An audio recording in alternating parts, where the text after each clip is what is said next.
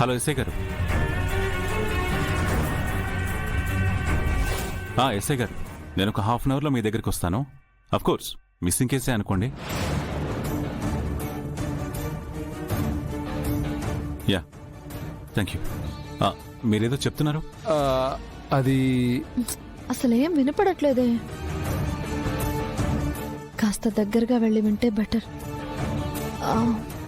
అది బాబు, మేము విశ్వాసార్ దగ్గర పనిలో చేరినప్పుడే మాకు నిజం అర్థమైంది.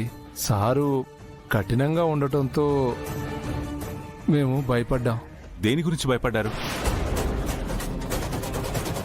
అదే బాబు, అమ్మగారి కూతురు చిన్నప్పుడే తప్పిపోయినాదని బాధపడుతున్నారు కదా. వాళ్ళకా బాధ లేకుండా చేయాలని అత్తయ్య కూతురు ఎక్కడున్నా సరే వెతికి తీసుకొస్తానని మాటిచ్చాను. సుధామ్మ కూతుర్ని వెతకడం గురించి మాట్లాడుకుంటున్నారు.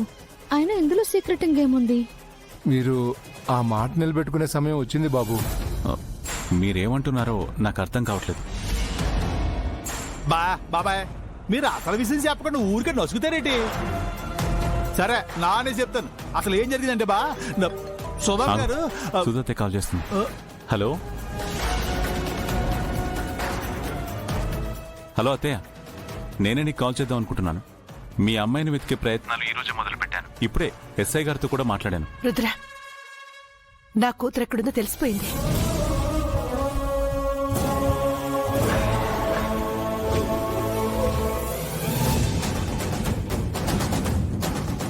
ఏం మాట్లాడుతున్నారు అత్తయ్య? మీ మావయ్య పాపను వెతికే బాధ్యత తన దగ్గర అసిస్టెంట్ గా పనిచేసిన వ్యక్తికి అప్పగించారట. అతని ద్వారానే తెలిసింది. ఇప్పుడు తన్ని విజయవాడ నుంచి తీసుకొస్తున్నారంట.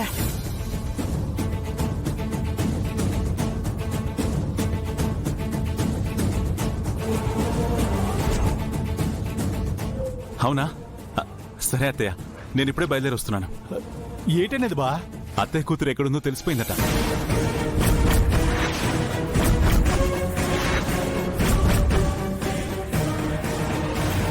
ఆ బాధ్యత మామయ్య ఎవరికో అప్పచెప్పారట. ఆయనే అత్తయ్య కూతుర్ని తీసుకొస్తున్నారట.